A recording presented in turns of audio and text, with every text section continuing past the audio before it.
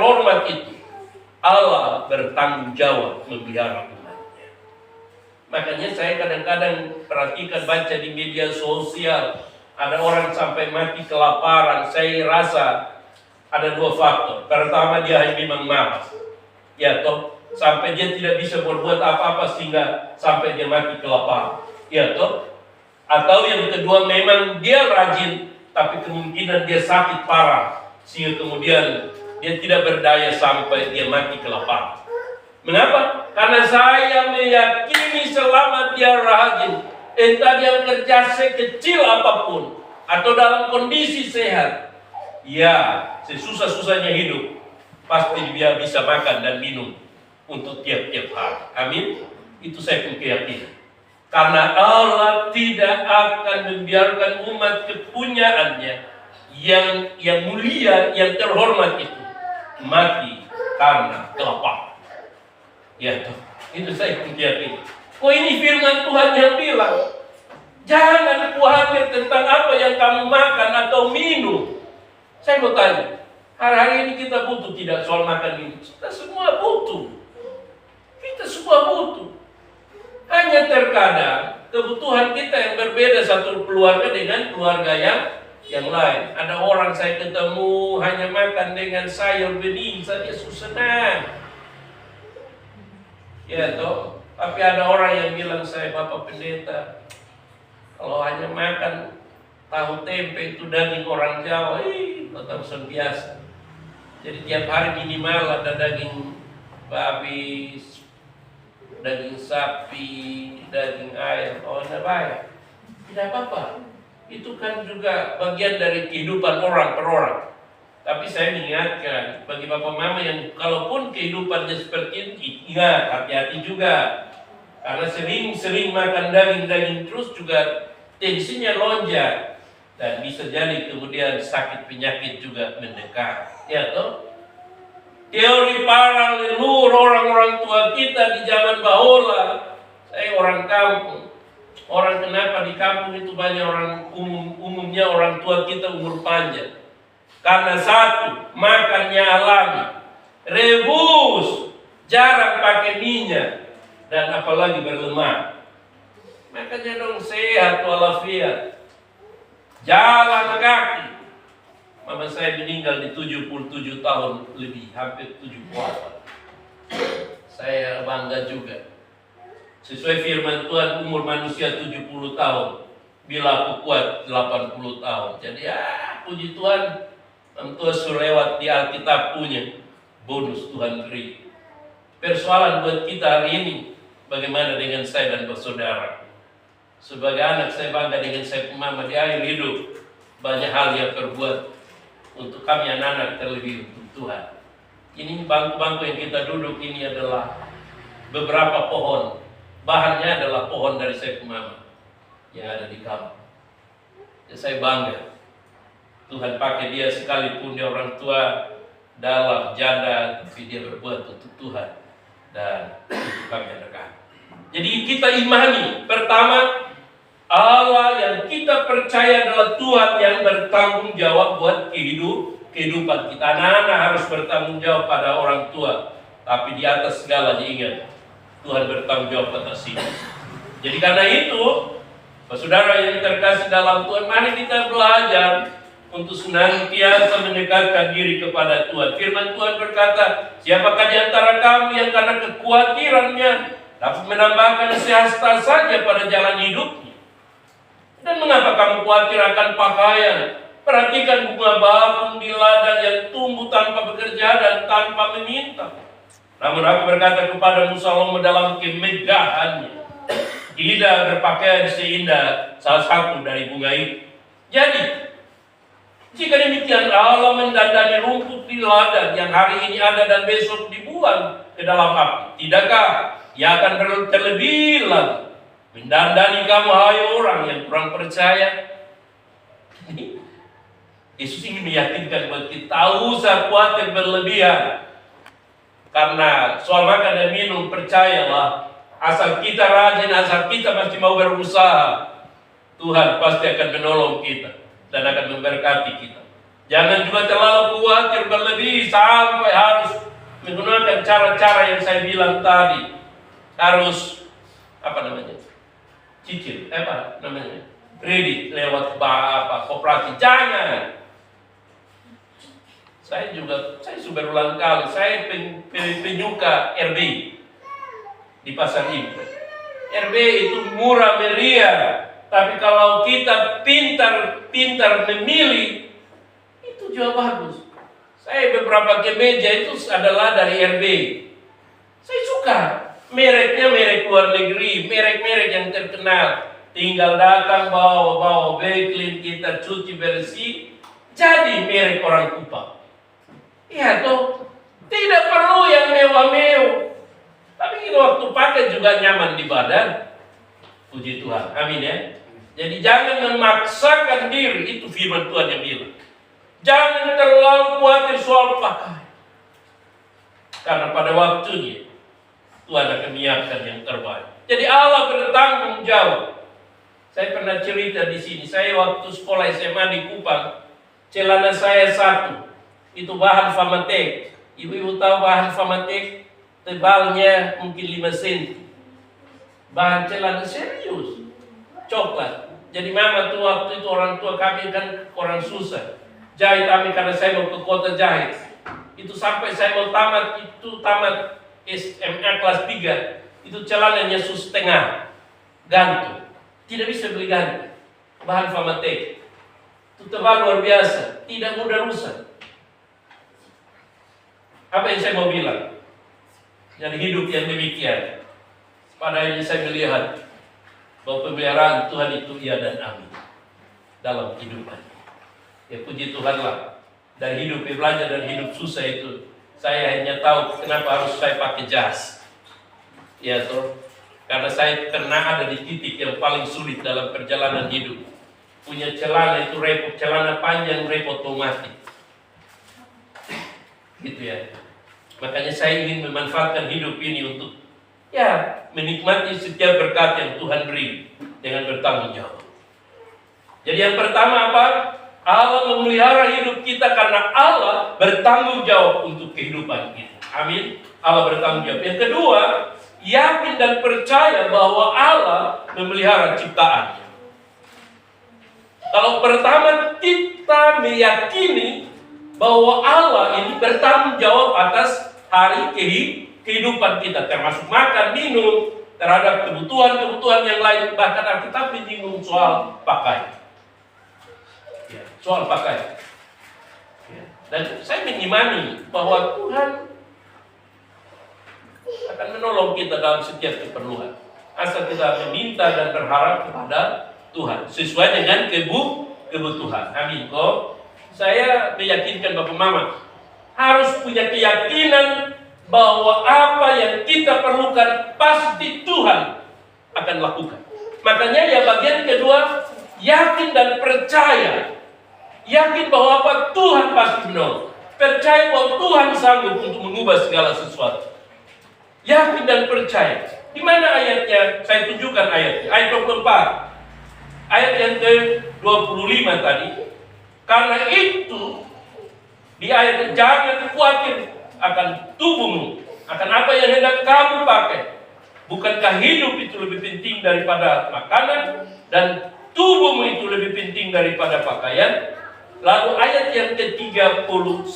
Ayat 31 dengar. Sebab itu janganlah kamu khawatir dan berkata, apa yang akan kami makan? Apa yang akan kami minum? Apa yang akan kami pakai? Lihat ayat yang ke-32. Semua itu dicari bangsa-bangsa yang tidak mengenal Allah. Akan tetapi Bapamu yang di sorga. Apa? Coba kita baca sama-sama. Ayat 32. Kita lanjutkan ayat. Akan tetapi apa? Bapamu yang di surga tahu bahwa kamu memerlukan apa? Apa yang semuanya itu? Semua yang diperlukan dan dibutuhkan oleh manusia. Saya dan Bapak Umar, dengarkan baik. Ini firman Tuhan yang bilang. Akan tetapi Bapamu di mana? Bapamu di mana? Bapamu di surga. Satu kata lanjutan dari Bapamu di surga, tahu. Tahu. Bapak mama saya mau kasih tahu. Kita biar adik kakak kandung, adik kakak kandung, tapi belum tentu tahu apa yang kita perlukan dalam keluarga dan rumah tangga. Amin. Kita suami istri juga ya. Mungkin dalam kebutuhan dalam rumah tangga kita tahu ada yang kurang, ada yang tidak. Tapi soal hati manusia sekalipun kita suami istri, belum tentu kita tahu, apalagi anak-anak dengan kita orang tua. Tapi Alkitab Bapa di sorga itu tahu. Dia tahu. Perhatikan. Tahu ini bukan asal kenal. Tahu artinya dia memang mengenal benar-benar siapa kita di mata dia. Makanya saya pribadi selalu yakin. Allah yang saya percaya adalah Bapa yang tahu. Makanya saya tidak pernah khawatir di jalan hidup. Saya terlalu yakin dan percaya. Saya terlalu meyakini itu. Karena saya hampir meyakini 99% bahwa setiap doa, walaupun dengan susah payah, tapi Tuhan pasti akan menolong. Sekalipun sulit. Saya pun doa beberapa tahun yang lalu itu soal SD dan PAUD. Khusus untuk guru-guru SD, saya pun doa waktu itu supaya mereka bisa tambah penghasilan dari sekolah. Ya, belum dijawab memang, tapi mereka sudah lulus PPG. Jadi digelari numeri, huruf, itu sudah SPD tambah di belakang GR. SPD GR. Itu artinya apa? Artinya mereka akan ada dibiayai oleh negara. Iya tahu Ibu Mary ya? Apa yang saya mau bilang? Sekalipun kita bangun dengan susah payah, penuh dengan air mata, penuh dengan penderitaan, tapi Tuhan yang saya percaya, Tuhan yang kita imani adalah Tuhan yang bertanggung jawab. Dan kalau Dia bertanggung jawab, bagi saya dan saudara adalah yakin dan percaya kepada Dia. Amin. Jangan, karena Allah tahu. Makanya saya mau bilang Bapak Mama, khususnya Mama-Mama yang hadir, jangan pernah khawatir, berdoa. Pastikan kepada Tuhan. Kalau hanya soal makan dan minum, minta kepada Tuhan. Bagaimana caranya Tuhan yang mengatur jalan hidup kita. Bilang kepada Tuhan, saya ini manusia, ciptaanmu yang paling mulia.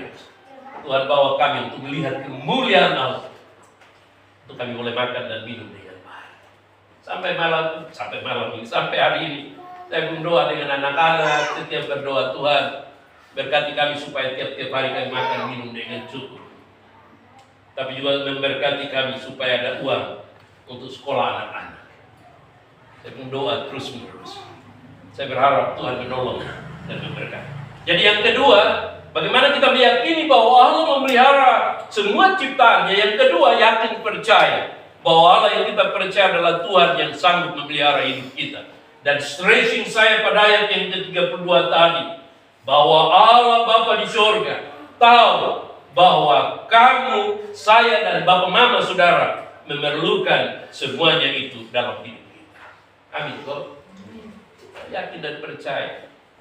Anak-anak harus yakin dan percaya bahwa Yesus yang kita percaya, Dia Tuhan yang berkuasa, Dia penolong, dan Dia juga sumber berkat. Tukar mana ke ya?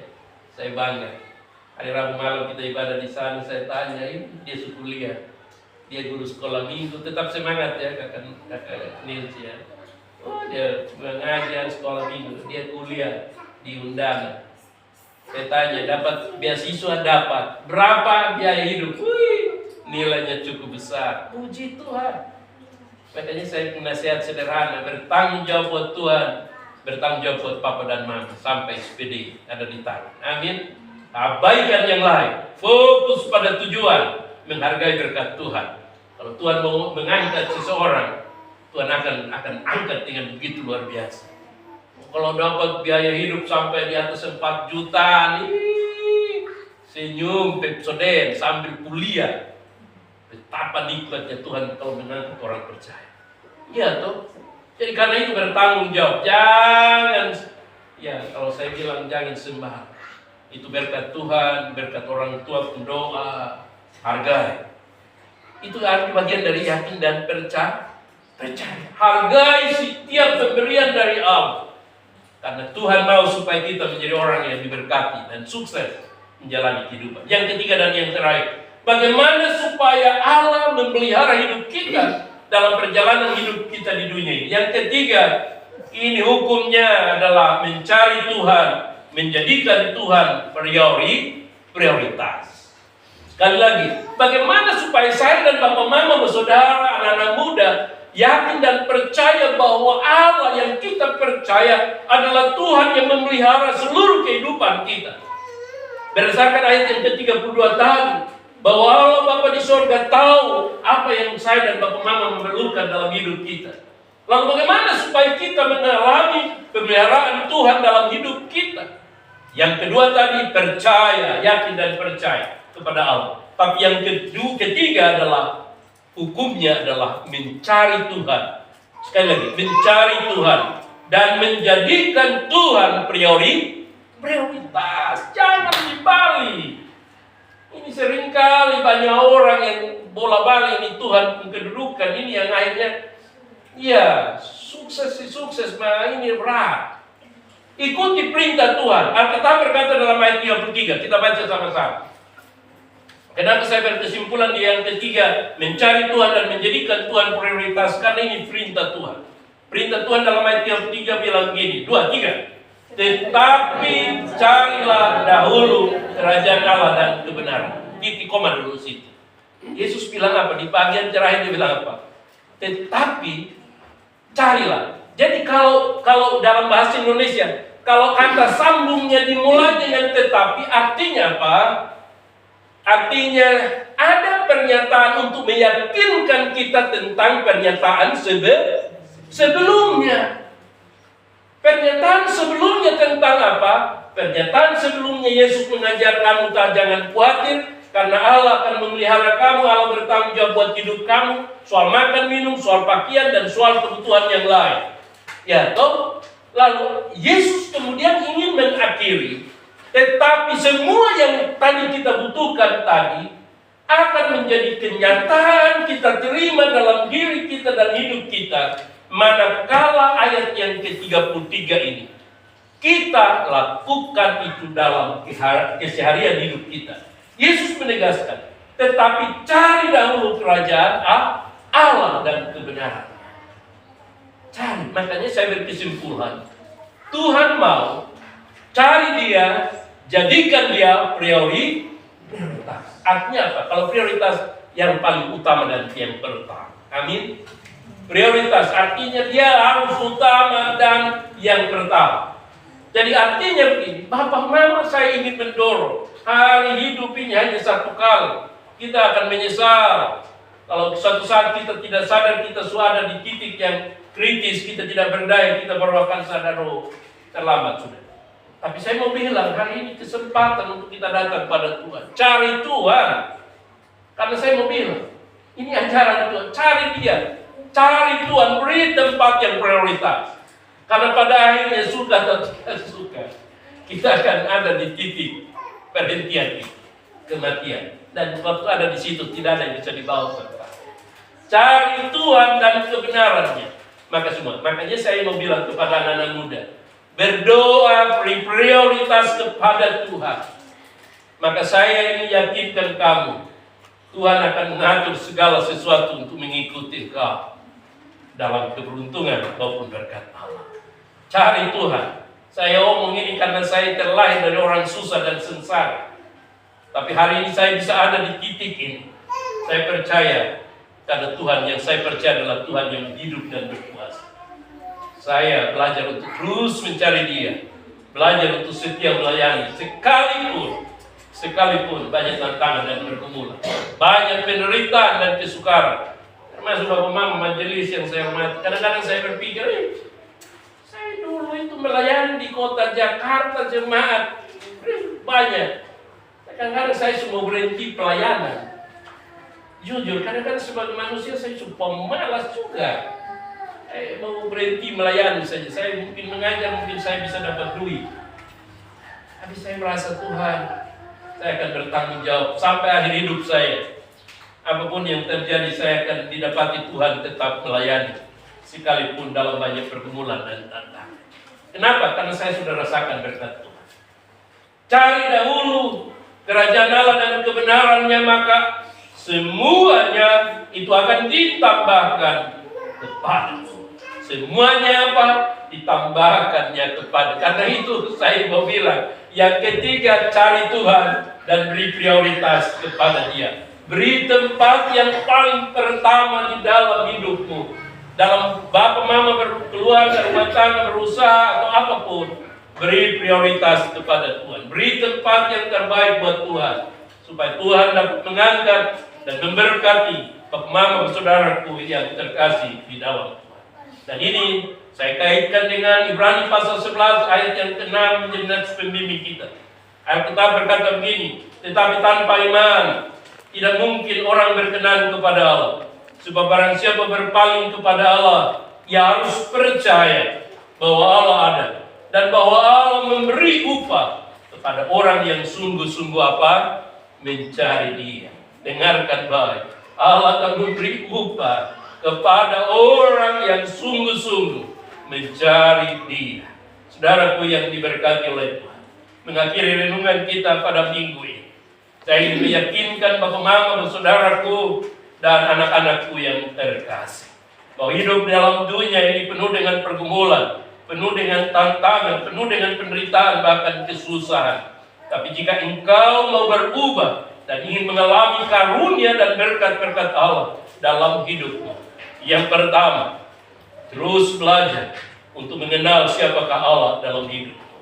Dia Allah yang bertanggung jawab atas perjalanan hidup. Yang kedua, butuh keyakinan dan butuh percaya. Yakin dan percayalah bahwa Allah itu Tuhan yang memelihara kehidupanmu. Bapak dan mama mungkin ekonominya lemah dan tak bisa membantu, tapi percaya Tuhan itu tahu apa yang menjadi kebutuhan dalam kehidupan. Yang ketiga, kalau demikian engkau tahu, yakin bahwa Allah itu yang memelihara hidupmu dalam setiap hari, maka firman Tuhan berkata hari ini, cari Dia dan berikan tempat yang utama. Tuhan menjadi prioritas yang pertama dalam setiap perjalanan hidupmu, maka engkau akan melihat anugerah dan berkat Tuhan karuniakan buat orang-orang yang berharap. Mengakhiri renungan ini, firman Tuhan ingin menegaskan buat kita, tetapi carilah dahulu kerajaan Allah dan kebenarannya, maka semuanya akan ditambahkan kepada. Demikian juga saya kaitkan sekali lagi dengan Ibrani 11 ayat yang ke-6 bagian B, bahwa Allah sanggup memberi upah kepada orang yang sungguh-sungguh mencari Dia. Selamat hari Minggu, maju terus dalam Tuhan. Tetap semangat, Tuhan memberkati Bapak Ibu Saudara terkasih. Amin.